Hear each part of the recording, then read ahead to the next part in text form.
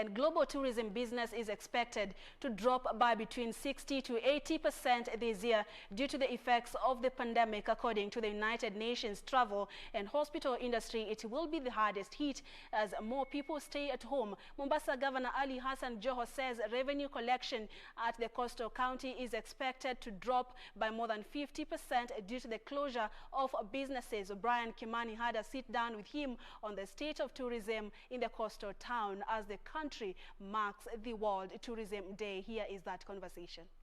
Oh, thank you so very much indeed for joining us.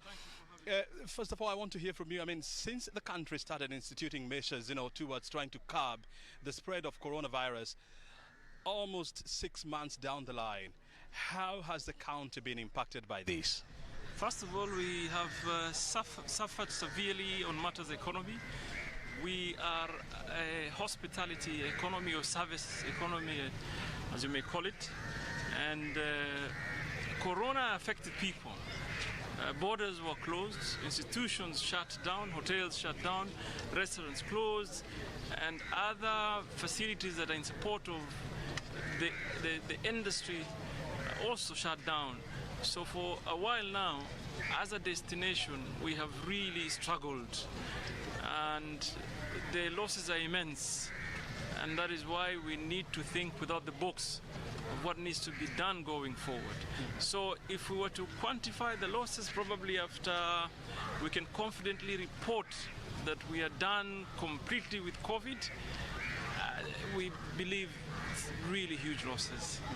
And therefore, because we depended a lot on tourism, the numbers across the world, and till to this point we have borders that haven't allowed citizens to fly into the country or outside the country. So we have struggled and we continue to struggle, but we're looking forward now for reopening of the economy and basically supporting the industry to come back to its feet. And even before the pandemic, I mean, the sector was also suffering. I mean, we had the 2017 election disputes, where we had, some pockets of violence in the country. And then thereafter, there was a terror attack, at Lamu that somehow, threw the industry into disarray. And then there was coronavirus. And the question is this, I mean, how badly can the situation get, when you combine the three factors? Let me tell you something. As a matter of fact, we had seen a kind of trajectory in the industry that was somehow sustainable. We had seen a systematic growth in terms of numbers, and even standards of the product had started improving. So yes, we may have suffered quite a bit of challenges before that time, but then we had started to pick up. Until now, we're hit by COVID-19, and then everything completely shut down all of a sudden. Unprecedented kind of disease that we've had to deal with, and then issues of the mindset of the people and all the challenges. But here we are today. Mombasa is reporting cases that is under 3%. They say when you can confidently say that you're flattening the curve, you're looking at 5% and under. So today we're at 3%. Hopefully within a very short period of time, we shall be at 0%.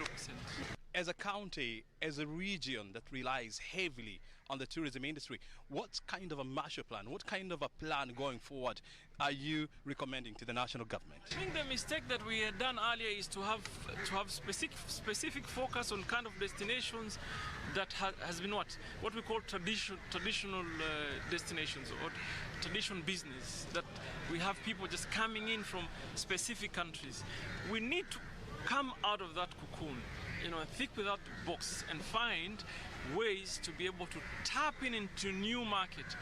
And then for me, what I think needs to happen, we need to find people that have the ability to spend money. So we also have to focus on the quality of tourism, the quality of tourists that we want to attract into Kenya, so that we have people with the ability to spend money when they visit our country, largely. So for me, we need to take a very pragmatic approach. We look at successes elsewhere, but we have to have a plan. Failing to plan is planning to fail.